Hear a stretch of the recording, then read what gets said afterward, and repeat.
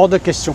Par rapport à la vie ici, par rapport à ma vie ici, voilà, non, je pense que la Thaïlande, quand on y est bien, on n'a pas envie de retourner en France. La sécurité de quasiment tout, et on n'est jamais embêté.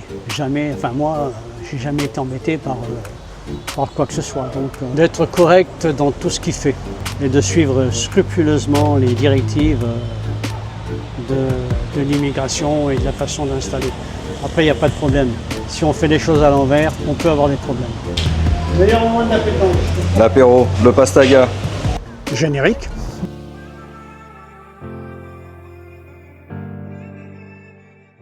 Alors salut Christian, comment tu vas? Ben, comme un vendredi matin, avant une compétition qui se prépare pour cet après-midi. D'accord, très bien. Alors dis-moi Christian, t'es en Thaïlande depuis combien de temps? En temps confondu, ça fait une dizaine d'années. D'accord. Voilà, une dizaine d'années et quelques années dans le nord à Chiang Mai et puis après un petit peu ici. Et essentiellement pour la pétanque. D'accord. Et explique-nous alors, qu'est-ce que tu fais en Thaïlande? Ah, je suis un vieux retraité, ou un jeune retraité. Voilà, je suis retraité et passion pétanque. Ok. Passion pétanque. Tu t'occupes d'un club de pétanque, quoi. On a lancé ce club qui s'appelle la pétanque des copains il y a 2 mois avec. Qui est situé au Elite Fight Club à Wailin. Ouais. J'avais déjà fait une vidéo d'ailleurs auparavant sur le Elite Fight Club. Si vous voulez aller jeter un petit coup d'œil sur la vidéo du Elite, n'hésitez pas. Voilà. Et donc à Elite se rajoute maintenant donc, la pétanque des copains. Nous sommes un groupe d'une 35 membres actifs. Voilà. Et sur Facebook, le 100e membre est rentré hier. Donc en 2 mois, on trouve que c'est pas mal. Ce qu'il y a maintenant, c'est qu'on essaye de faire venir du monde. Et c'est assez difficile. Mais on persévère et on va y arriver.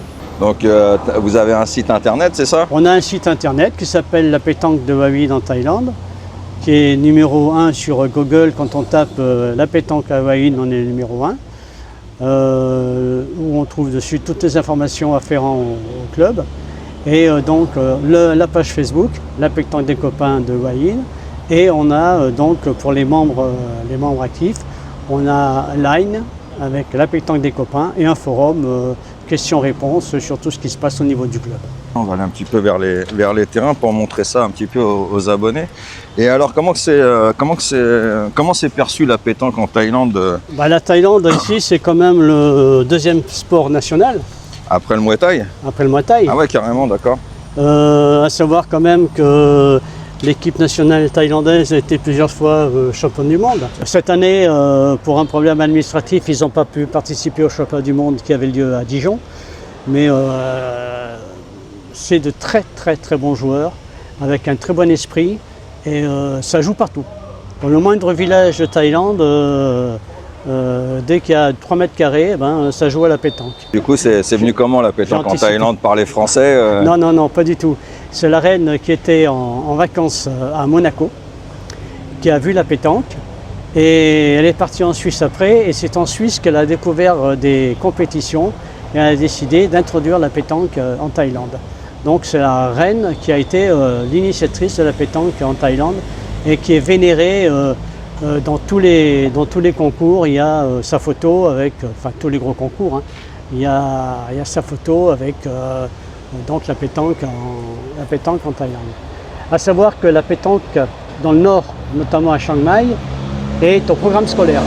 C'est-à-dire qu'il y a 11 écoles où des professeurs ont été formés pour apprendre la pétanque aux élèves. Ce qui fait que une école c'est 150 élèves, 11 écoles, ça fait 1000 élèves qui apprennent la pétanque. Et suite à ça, quand ils rentrent en programme universitaire, dans les universités, il y a également des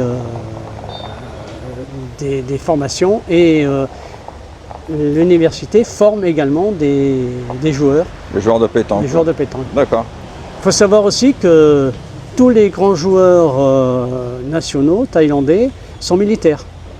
Et il y a 2 casernes qui sont faites pour les joueurs de pétanque, qui sont nationaux et qui sont dans les plus grandes classes, on va dire, de joueurs en Thaïlande. Et c'est l'armée qui les forme, normalement c'est la marine. La marine forme les joueurs de pétanque. Dès qu'ils sortent à 15-16 ans, ils les prennent en main jusqu'à maturité. Est-ce que tu peux nous expliquer un petit peu le fonctionnement, comment que ça se passe ici? Est-ce qu'il faut adhérer au club? Est-ce qu'il y a quelque chose à payer? Bonne question. S'il y a des gens, des abonnés qui veulent venir jouer au boule, tu vois? Ici, c'est le club des copains. Le club des copains, ça prend le nom exact. Donc ici, pas de paiement. La carte de membre est offerte. La carte de membre permet d'avoir chez certains de nos sponsors 10% de remise. Voilà, donc le sponsor Monsieur X aura, sur présentation de la carte, fait 10% de remise aux joueurs. Les joueurs arrivent quand ils veulent, entre 9h et 22h. Les gens qui n'ont pas de boules, on en a à disposition, on leur prête les boules. Donc il n'y a pas de dépôt de caution, il n'y a rien du tout. Il arrive, j'ai pas de boule, ok, je t'en prête. Ah, c'est top. On a fait quelque chose qui fasse que les gens soient tranquilles quand ils viennent. Surtout pour passer des journées. Je suppose aussi pour faire découvrir, parce que toi tu as l'air d'être t'es un passionné. Donc toi c'est ça en fait, tu veux surtout faire partager ça, la pétanque quoi, aux gens. Alors ici on a quand même une moyenne d'âge qui n'est pas de 18 ans, hein, qui sera plus près des 60. Ouais, j'imagine. Où les gens un peu comme en France, hein. Remarque qu'en France il y a des jeunes qui jouent à la pétanque, c'est vrai. On a un centre de formation, c'est-à-dire que le mardi matin et jeudi matin, de 10h à midi, pareil, c'est gratuit. Ceux qui veulent se former, ceux qui veulent s'initier, ceux qui veulent compléter leur manière de jouer, ils viennent sur ce terrain. C'est tous les mardis et jeudi matin de 10h à midi. Et ce qui est bien, c'est que nous attirons quand même des femmes qui viennent donc s'initier et qui prennent goût à la pétanque. D'accord, ouais, parce que c'est ce que tu me disais. Vous êtes en train de créer une section féminine. On crée une section féminine, voilà. Pour que les mademoiselles ne s'embêtent pas. Voilà, mademoiselles et madame. Et madame. Ne s'embêtent pas. Et qu'on soit vraiment... tout le monde puisse jouer ensemble. Quoi. Tout le monde puisse jouer ensemble. Et, là, il n'y a pas de champion. Hein. Tout le monde est au même niveau. Même s'il y a des grands joueurs ou des bons joueurs, on se met au niveau des gens qui débutent. C'est ce qui fait aussi une particularité, c'est de pouvoir... les gens, quand ils viennent pour jouer, on fait ce qu'on appelle les boules, c'est-à-dire qu'on va mettre le cochonnet, on va jeter tous ensemble les boules et les joueurs vont se trouver en équipe avec les boules qui sont placées le plus près du... D'accord, ouais, comme ça mélange un peu tout le monde. Ça mélange tout le monde et... ça crée un peu un lien. Voilà, un lien ça crée des liens. Voilà. Et du coup, il y a combien de terrains? Alors, il y a ces 2 terrains-là, c'est ça? Alors pour l'instant, on a 5 terrains. Ah, il y a 5 terrains, d'accord. 5 terrains pour l'instant. Donc il y a ces 2-là, il y en a un qui est à côté... 1, 2, 3 ici. Et oui, c'est séparé en 2, d'accord. Voilà. Okay. Et 2 terrains là-bas de l'autre côté, terrains centraux. D'accord, voilà. Ok. Et donc parfois, vous organisez des tournois, je suppose? On organise des tournois 2-3 fois par semaine. Voilà. On limite, compte tenu qu'on n'a pas beaucoup de terrain, on limite à 30 joueurs. Okay. Donc c'est les 30 premiers inscrits qui peuvent jouer. Les équipes sont tirées au sort. Et ce qui fait qu'un très bon peut tomber avec un débutant. Il y a des gens un peu de tout niveau, les débutants ils peuvent venir jouer. Tout à fait. Voilà, tout à fait. Ceux qui se la donnent aussi. Ouais. Tout le monde est bienvenu. Tout le monde est bienvenu. Je précise que je suis aidé par Patrick, mon partenaire ici, qui quand même me donne un grand coup de main. On n'a pas de statut, voilà. On s'est trouvé comme ça, et puis bon, chacun a pris ses positions, mais on fait tout ensemble. On a également quelqu'un qui s'occupe de tout ce qui est publicité, qui s'appelle Victor, qui est un Belge. C'est lui qui est en charge, qui s'est mis en charge de nous trouver les sponsors, et ça se passe très bien. Donc, au niveau de l'équipe, il y a donc Victor qui s'occupe de tout ce qui est gros sponsoring, Patrick qui s'occupe de la gestion des concours, et moi qui s'occupe de tout le côté marketing. Voilà. Mais les décisions, on les prend à 3 et sans que, disons, l'un interfère sur ce que fait l'autre. Et on est quand même bien aidé par Philippe, le président de Titirou-du-Pointe, qui, sans son aide, nous ne serions pas vivants. Moi je trouve ça super, c'est bien de faire ça pour les gens, pour les retraités, enfin pour les gens de Wayne qui puissent venir, et puis même les touristes en fait peuvent venir jouer. Exactement, parce qu'on a beaucoup de touristes qui viennent. Hein. D'accord, ils regardent sur Google, ils voient, ils arrivent là, tiens on peut jouer, on a vu. Parce qu'il y a des passionnés de boules forcément, et quand ils viennent en vacances, ils sont contents de pouvoir... de trouver tout ce qui est... un club de boules quoi. Club de boules. Je précise qui est 100% Farang pour l'instant. Non pas qu'on ne veuille pas que nos amis thaïs viennent, mais pour garder l'esprit de jeu sans argent. D'accord, ok. Voilà. Ah, parce que les Thaïs, ils aiment bien... Il faut qu'il y ait une récompense financière. Ouais, voilà, ils veulent pas jouer pour rien, quoi. Ils aiment bien... Tandis que là, il y va au premier prix, il aura un saucisson, il ne viendra pas se déplacer pour un saucisson. Ouais, d'accord, je comprends. On va aller voir les 2 autres terrains là-bas, qui sont quand même des terrains plus vivants. D'accord. Parce qu'on a à côté le CrossFit, on a Romain à côté, on a le bar. Si les gens ils veulent justement boire un petit milkshake, parce qu'ils font aussi... Ça sera plutôt une bière ou un pastis. Ouais, voilà. Mais, justement, je ne savais pas s'ils le faisaient justement.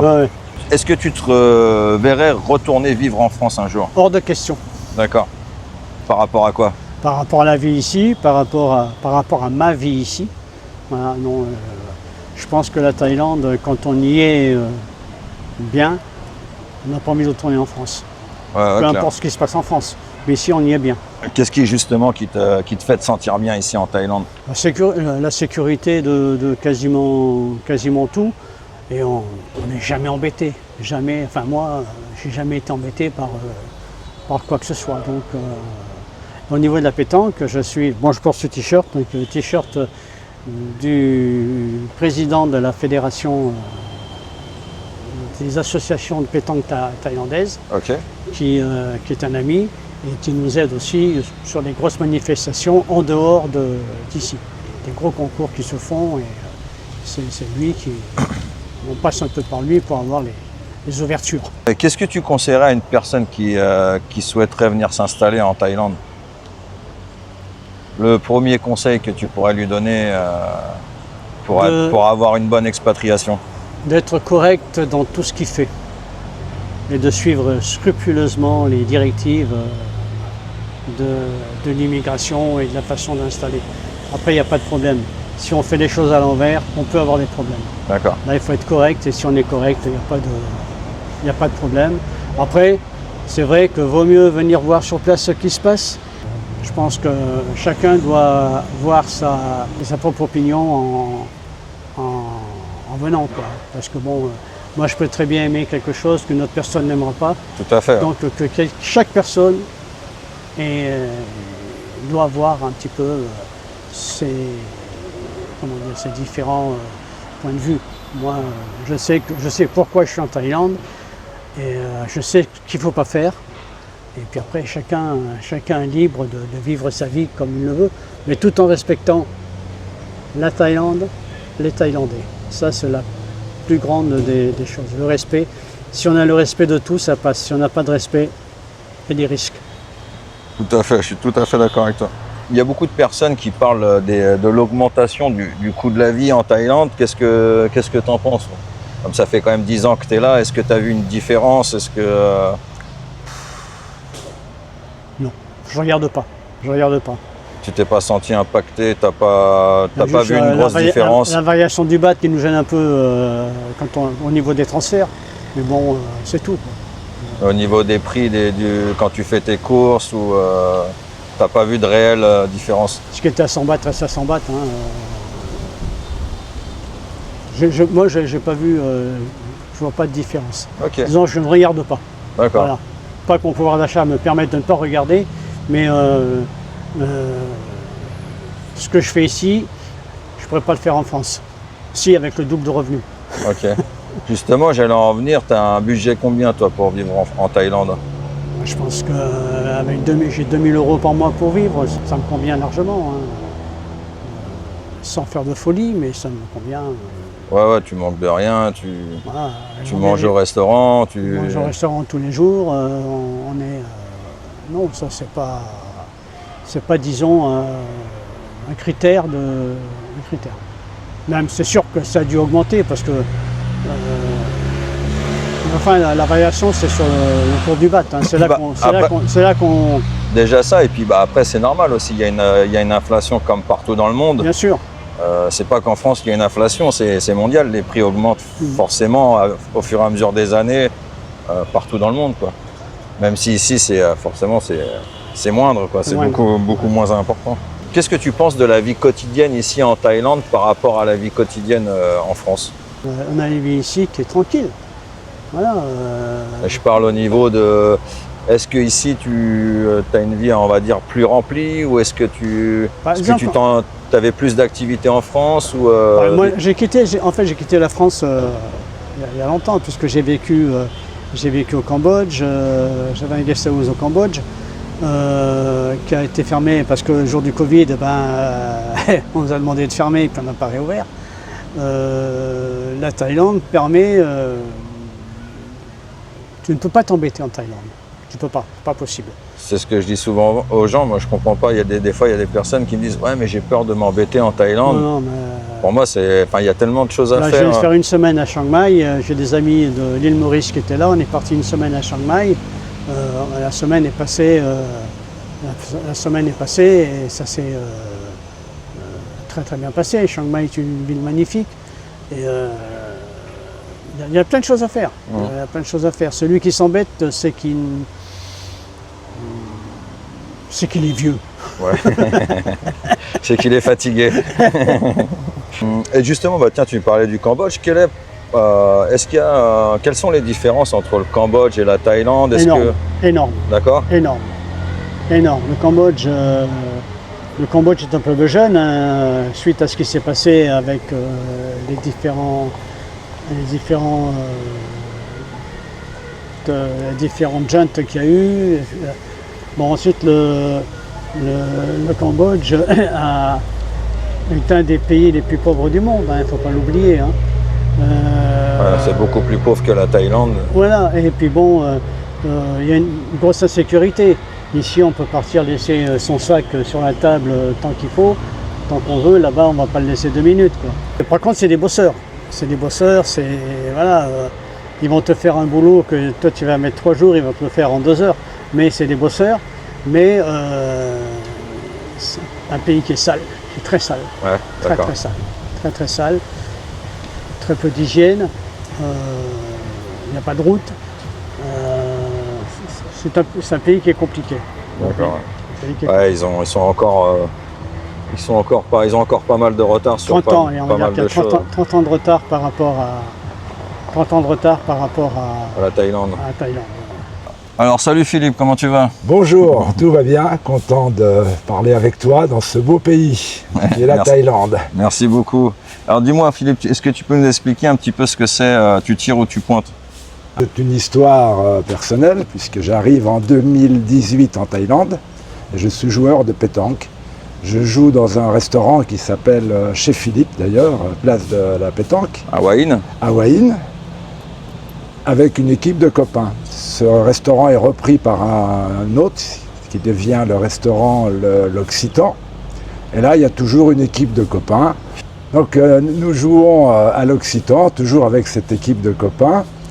Et le 7 janvier 2021, à la fin d'une partie, au moment de l'apéritif, au moment du pastis, car à la pétanque, le pastis est la boisson importante, je décide de créer un groupe d'amis, le groupe Tu tires et tu pointes. Et nous démarrons une vingtaine de personnes sous l'enseigne Tu tires et tu pointes. Aujourd'hui, j'ai pas le t-shirt, mais j'ai tous mes équipements avec mon logo. Donc c'est juste un groupe amical. Juste un groupe amical, voilà. T'as pas de groupe Facebook, t'as pas de tout ça. Non, vraiment le groupe amical.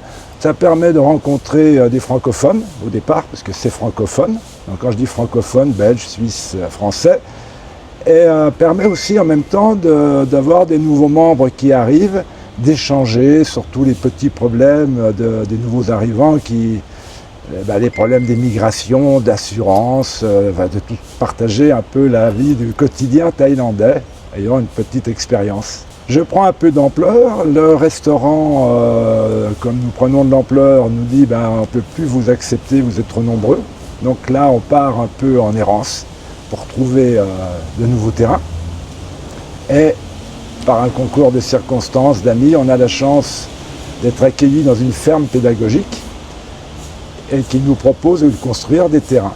Et là, le groupe Tu tires et tu pointes prend une dimension bien supérieure, puisque de 20 adhérents, on passe à 50, 60 adhérents, organisation de tournois, organisation. Et je deviens le président. Alors président, un peu président d'honneur, puisqu'il n'y a pas de structure dont Tu tires et tu pointes, mais je suis reconnu comme le fondateur et président de la pétanque un peu à Wahin. D'accord, ok. La petite histoire, le groupe grossit, et je suis partenaire. Et à un moment donné, j'ai quitté la présidence au moment d'une scission pour la création d'un deuxième club.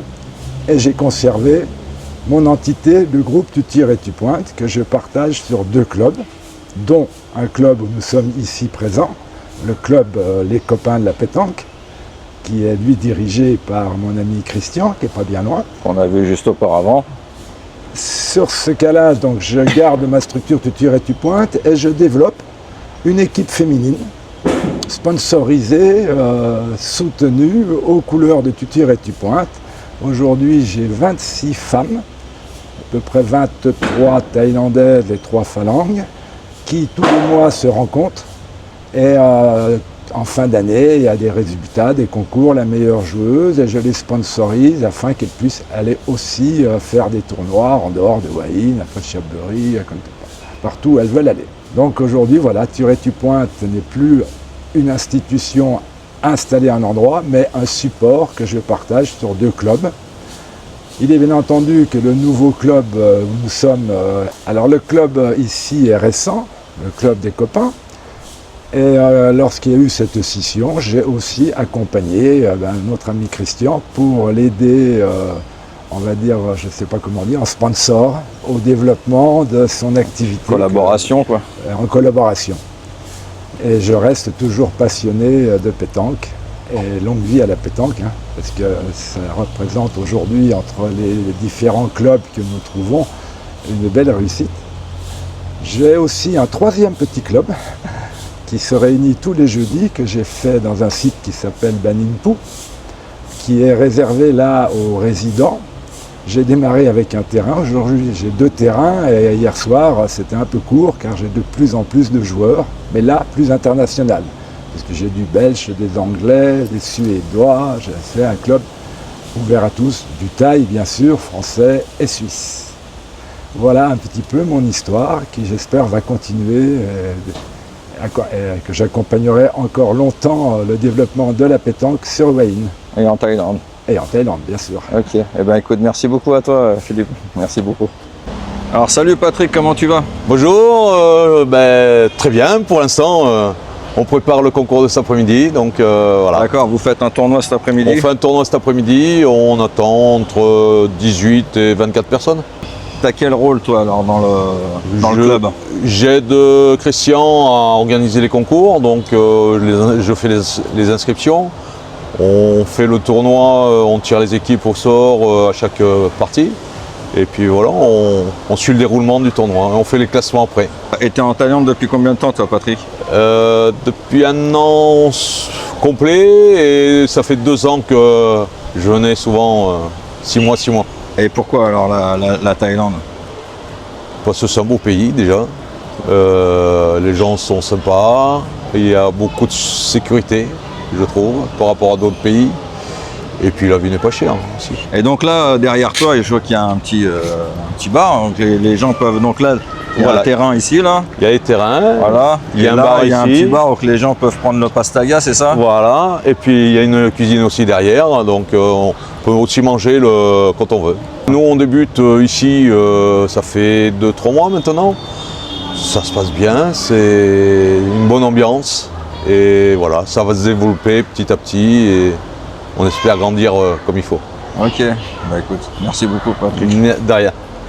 Ok, voilà les amis, j'espère que cette vidéo vous a plu. N'hésitez pas à me contacter si vous souhaitez avoir un entretien personnalisé avec moi. en visio. Si vous souhaitez participer à une prochaine vidéo, contactez-moi sur Instagram ou par email. Je vous dis à très bientôt pour une prochaine vidéo et allez, ciao, bye bye.